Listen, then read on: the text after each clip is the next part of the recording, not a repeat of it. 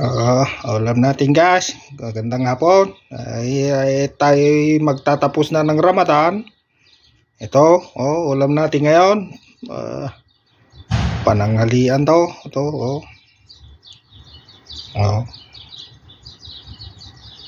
Ito lang ang nakayanan. Sweet and sour lang. Guys, tingnan nyo. Ano yan? Yung tawag nun, yung lapo-lapo.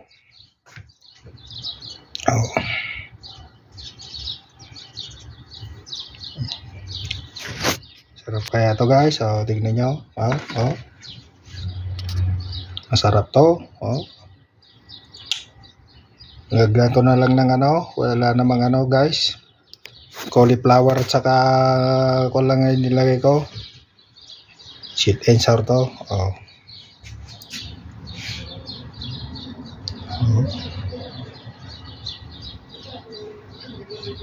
Yummy, my Tommy.